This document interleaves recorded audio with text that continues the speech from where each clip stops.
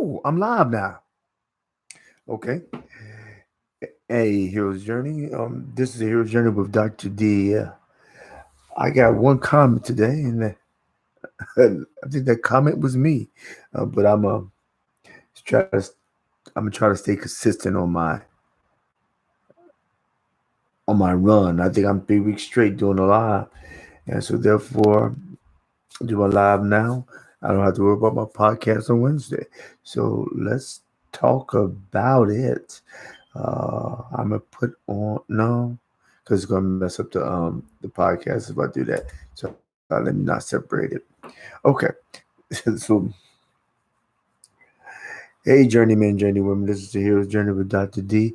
I am coming live at my 9:30 ish, almost 10 time frame on Friday evening. This is in succession to the live succession to the previous video that went out today. Now, unfortunately, I was not able to get my video out between 9 and 10. Like I stated on my information on the YouTube, I got that thing out probably 3 o'clock this afternoon, or maybe 4, maybe a little bit later. The processing was a lot more difficult than I expected it to be. Oh, I guess I did have one person on there and one person went off. Surprise, surprise. Okay, but this is Dr. D, and I'm going to talk about if y'all have any questions or any suggestions or any comments, don't hesitate. Put it in the comment section. I'm looking at the comment section right now. One person went out, one person came back on, but I don't know who it is. But in any case, let's talk about it. I am recapping on my video earlier. My video was talking. Uh, my video was talking about tapes. It's talking about changing the program. It was changing the tape or rewriting the program, which is a recording that we had no buy-in at birth. What I mean is that if anybody's seen the earlier video, is that I had a picture of a cassette tape and I had a picture of a tape recorder. Now my timing and my positioning and my tape was not the best, but like I stated before, this is a learning curve that I am experiencing. But what has happened is that a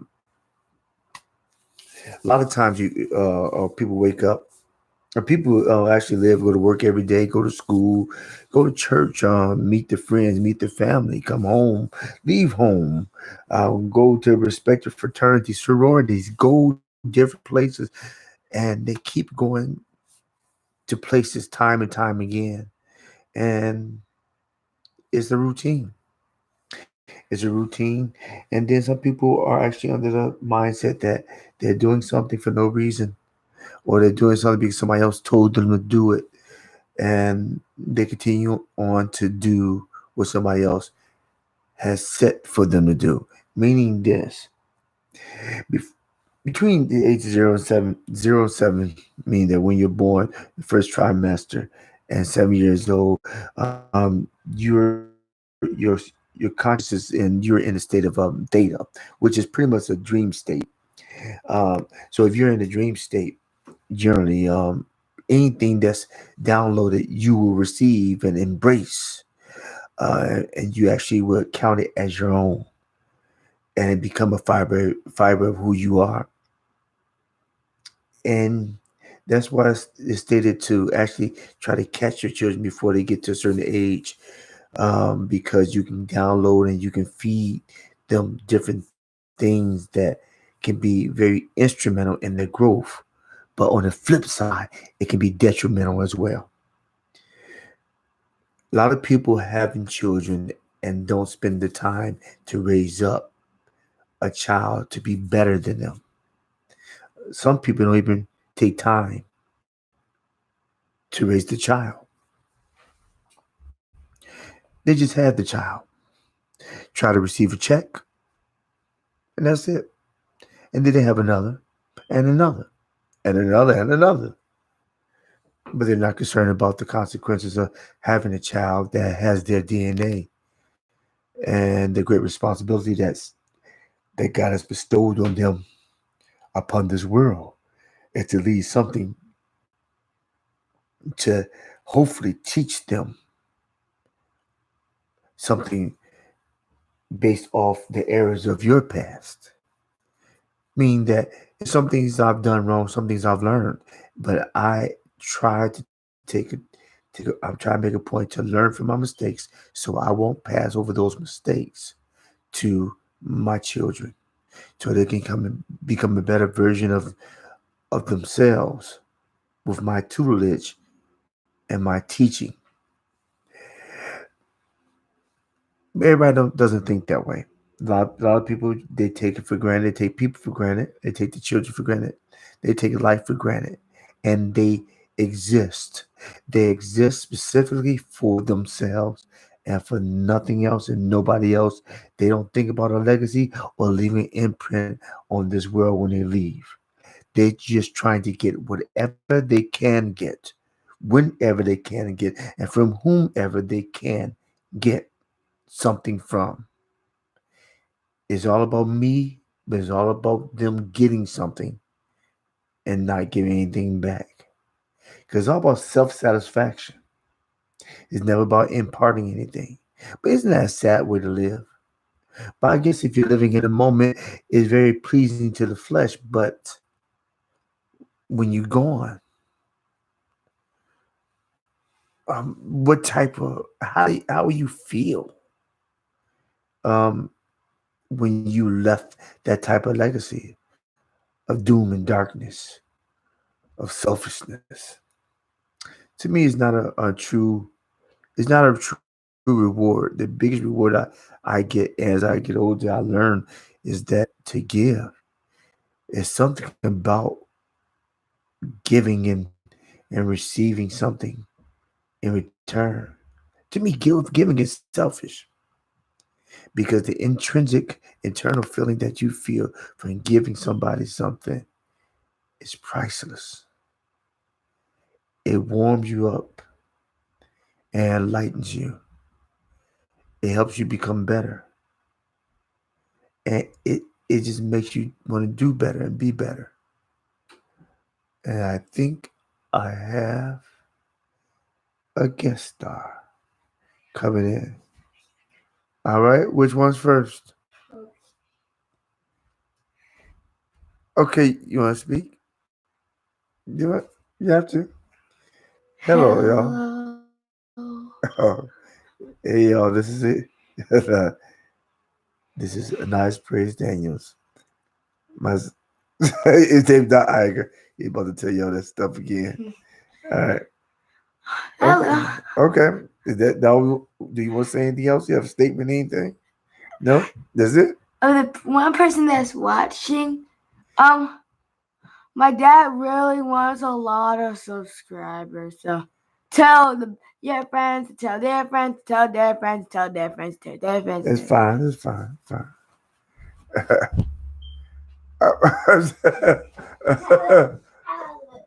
Okay. Are you coming or not? All right. Like I was stating, we wait for the second guest star to come, and uh, she's taking her time. I guess she has to get her hair on or her outfit. I don't know what she's doing. Um, yeah. You coming? Okay. In my life, Lord. Okay, baby. No. Put that there. Yeah, come on like that. Can you do the hair? You do the hair. Oh, hi, everybody. Oh, hi, everybody. Nice to meet you. Okay. What's that? Oh, that's the. And by the way, we are here streaming live, baby. Okay. You have anything to say? Okay. And courage is not the same thing as peace and passion. We need to work on our emotions to make them different. You need to relax. Make them funny. And Don't put nails in it. And by the way, watch this.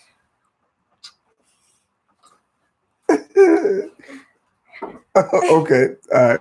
So, everybody, we are streaming live. And by the way, we need everyone to have a great day.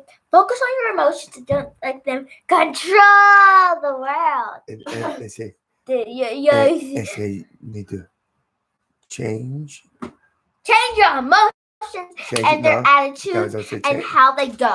Change. We need to go and let them laugh. And listen.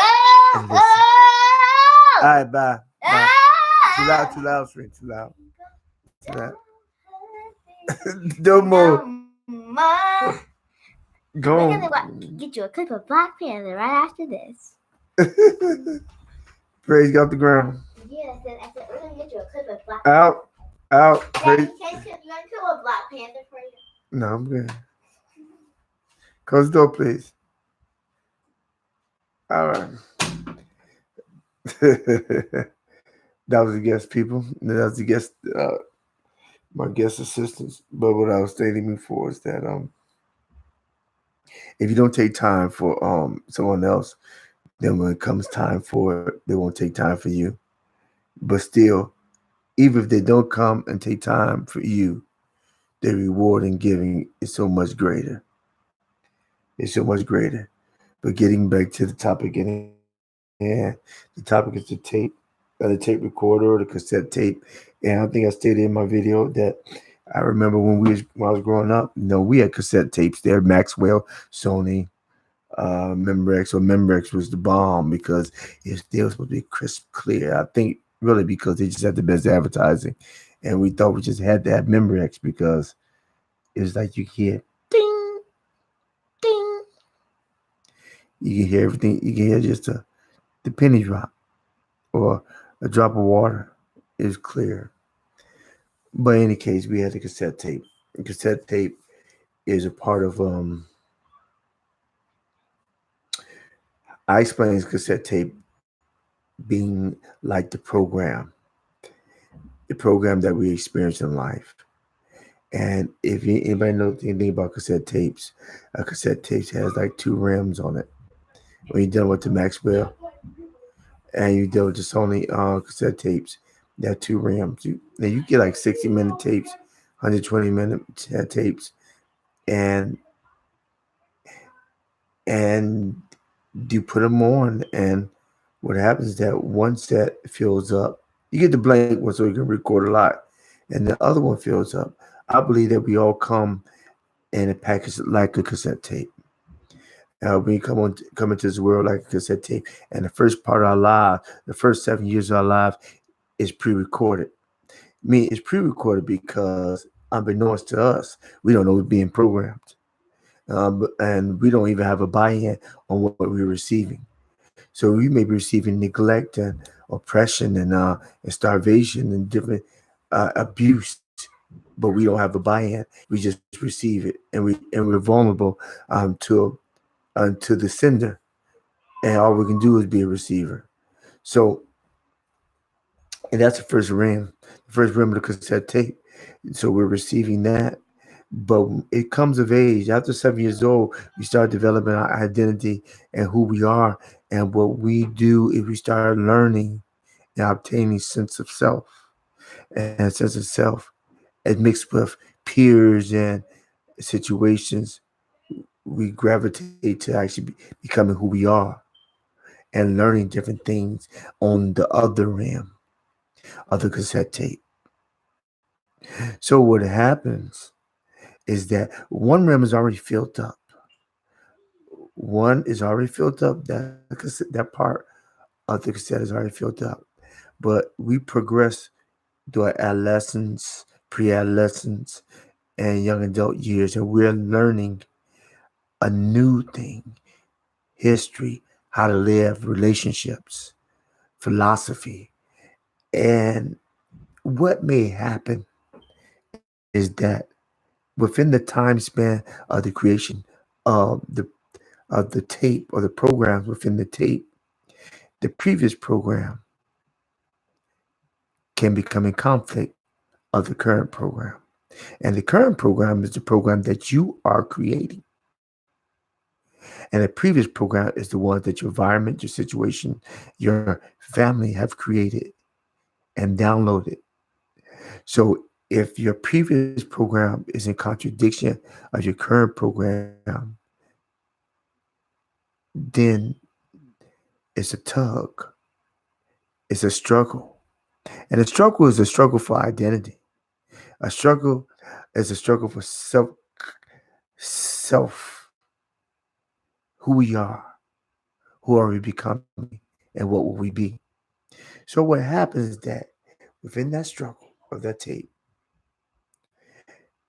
because it's an incongruency, it's going, you press play and the tape is going back and forth, and then snags. And when it snags, the recording doesn't play anymore. And so therefore you do evaluation. You do evaluation of your life.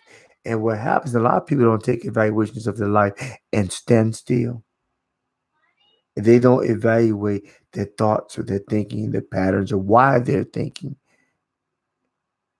and what are they constantly receiving in the eye gates and the ear gates to reinforce their programs. So if you take time with the cassette tape, when you stop, when life becomes overbearing and it's a conflict in identity, I believe we need to stop. And when you stop, you need to get the tools and open up the case on each side of the cassette tape, because there's a snag. There's one of the things that are happening is that the tape inside, which is the fiber of our life, is crumpled up to an extent where it needs to be smooth, just smoothed out, because there's some rough patches that generally go through. And unless we stop and evaluate the situation, then everything will be a rougher road, because we haven't smoothed out the situation that we're experiencing or have experienced. Because what happens is that the experience that we previously went through is constantly going around and it's triggering other situations in our life, because we really don't know what's happening, but through our subconscious, it's affecting our conscious.